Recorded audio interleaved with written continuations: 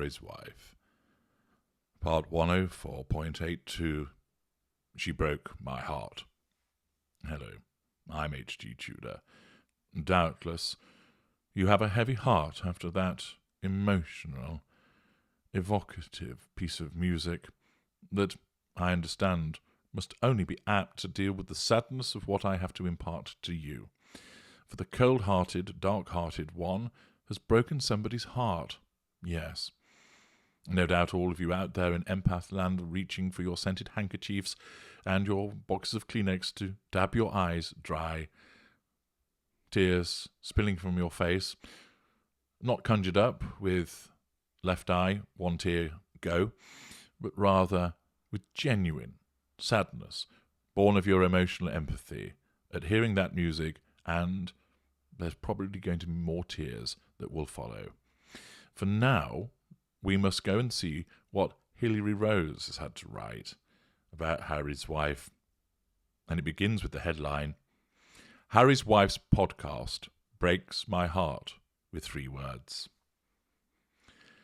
And so, we stagger towards what I hoped and believed would be the finish line of Harry's Wife's podcast journey.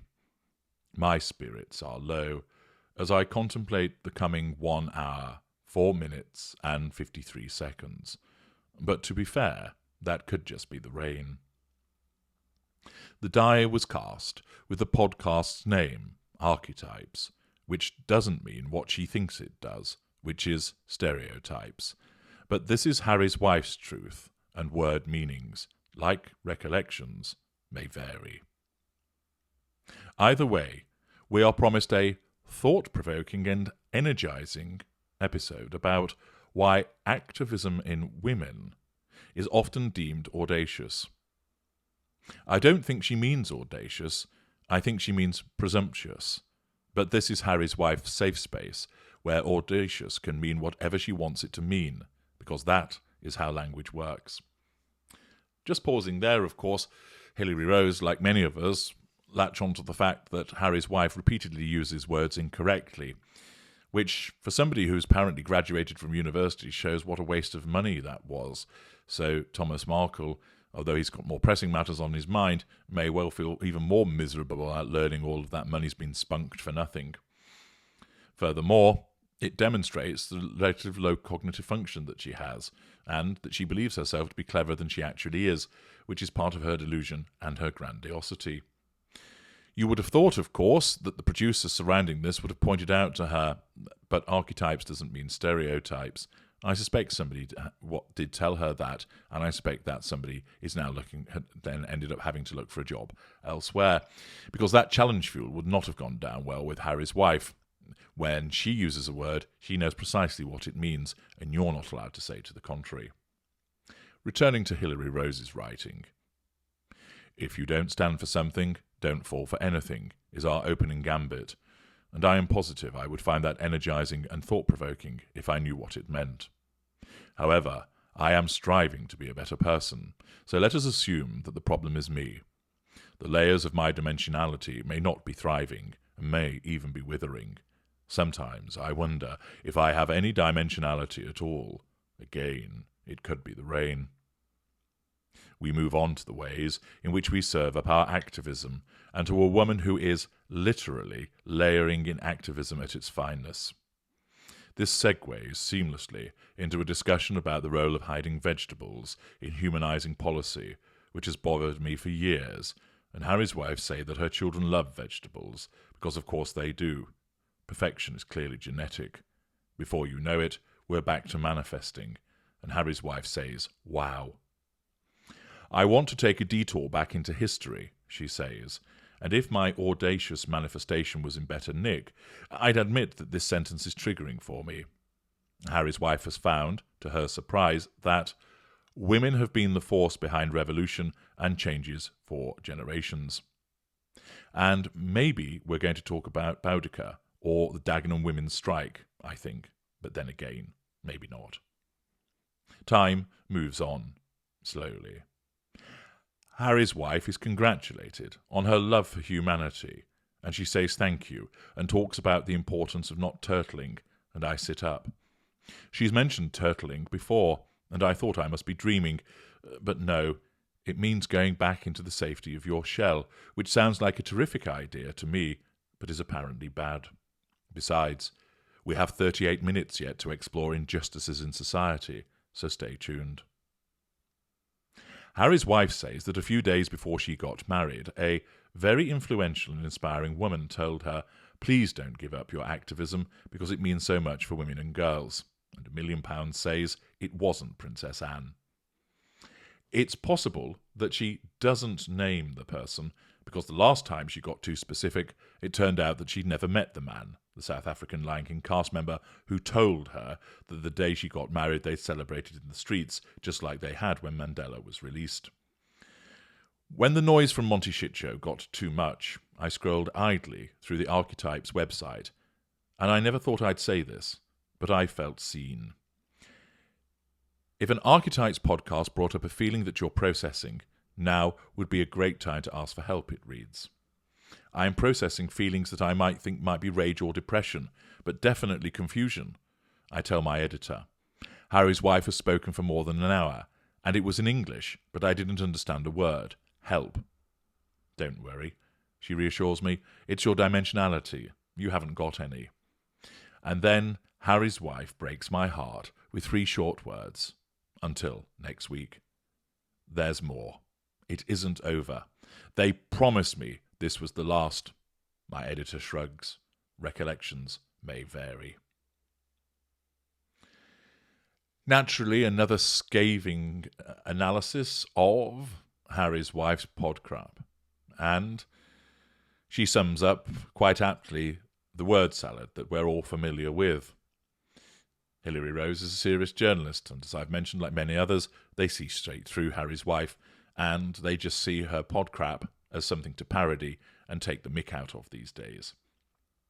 This, of course, would infuriate Harry's wife if she were aware of it. It would be challenge fuel, but she wants to be taken oh so seriously. She thinks that she's important. She believes that what she has to say is of the moment and is changing women's lives. All it's doing is setting many causes backwards and causing everybody to realise she doesn't know what she's talking about, and it is just mindless word salad. She honestly believes that what she's saying is monumental, is important, is groundbreaking. Everybody else realises that it isn't, apart from, of course, flunkies such as Jamila Jamil. More on her in another video. Let's dip below the line for a little bit to find out what is being written.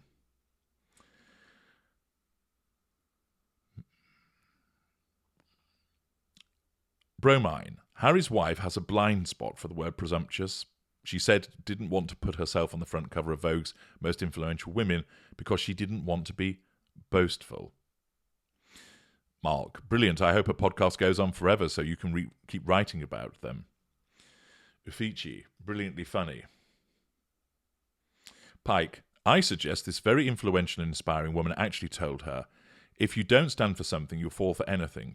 Basic lightweight sales training from the 70s. It was tosh then, and it's tosh now. This sort of mangled, meaningless English, using portentous and important-sounding words in the wrong context, seems prevalent in the wellness industry. Brainless, vacuous nonsense. Harry, you're the celebrity. Get out now. Patricia Howell. Come into my salon, said the spinner with a sigh. We will have a pity party planned by me, myself, and I. Very well. Read. Oh, hello. Harry's wife says that a few days before she got married, a very influential and inspiring woman told her, which date are we talking? There's 2 wedding dates, if you remember. She said they got married 3 days before they get married. That turned out to be yet another thing she said happened, which didn't. Hutsy. I don't know how much the Times are paying you, Hilary, but I can assure you that it's never going to be enough. You're really taking one for the team. Thank you. Woohoo. She's just a sad laughingstock. Don't think that was the plan, however. Inky. The irony of this piece would be lost on Harry's wife. JPG. Exactly. Not a clue. Ananda. Alice felt dreadfully puzzled. The Hatter's remark seemed to have no sort of meaning in it, and yet it was certainly English. I don't quite understand you, she said as politely as she could. Obviously, that was Lewis Carroll, Alice in Wonderland. Buff, poor Lady Macbeth. She's lost her mind and certainly doesn't know how this play ends. Tina, the Dutch is trying hard to sound smart by putting some fancy words together, even if the word salad at the end does not make any sense. What struck me is that she decided before the wedding to pursue her activism, yet she insisted on working as a senior royal, even if the palace encouraged her to pursue her acting career. She's basically saying, I insisted on having the job to get the titles and the platform, but never intended to abide by the rules. Dastardly, women have been the force behind revolution and changes for generations, yet are simultaneously oppressed and without agency. She really is a waste of skin. Janice Andrew, I would bet £1 million this influential and inspiring woman doesn't actually exist. Just another delusional fantasy in the sea of marshmallow and oat lattes this silly woman floats in. Hillary, hilarious always. But I'm so sorry your cruel editor makes you do this. You should ask for a raise. Free as a bird. Brilliant article, but I would love to know what literally layering in activism at its finest means. I am familiar with each word, but just not grouped together in such an audacious way. And that is indicative of the narcissist word salad. You recognise the words, and you know what they mean individually, but when they're put in a sentence or a paragraph by the narcissist, they lose all meaning. Free spirit. Who was the very inspiring woman who told her not to give up her activism? It's very tantalising being informed that some American inspirational woman paid homage to Harry's wife and then not be told who it was. I struggled with activism, with which activism she was involved in when she met Harry. As apart from networking for a rich man and yoga, she wasn't that active. Is it possible to commend Hilary Rose for listening and deciphering Californian chick speak? I am very grateful. Anne McCoy. It boggles the mind that this boring woman, a crew of over 10 producers and researchers, can actually put together such vacuous tripe. The narcissism, cliche after cliche. Glad you listened to it so we don't have to. Thank you for taking one for the team. Will this woman ever put a sock in it? Hilary Rose with her excellent comments upon this, and of course those below the line, all intelligent commentators. You can see that you can hear that their observations are such that nobody's supportive of it. Everybody sees it as word salad. People don't understand what purpose she serves, and they can see that it's just a vehicle for her producing utter anodyne beige nonsense. It will be remarkable if Spotify commission a second series, or perhaps that's part of the deal, given the money that has already been committed to this. They would do far better to write it off and just say, don't let her speak ever again. Whether that will happen remains to be seen. Harry's wife, however, she wants to keep on talking because she believes this is brilliant, because she is deluded by her narcissism. I'm H.G. Tudor. Thank you for listening.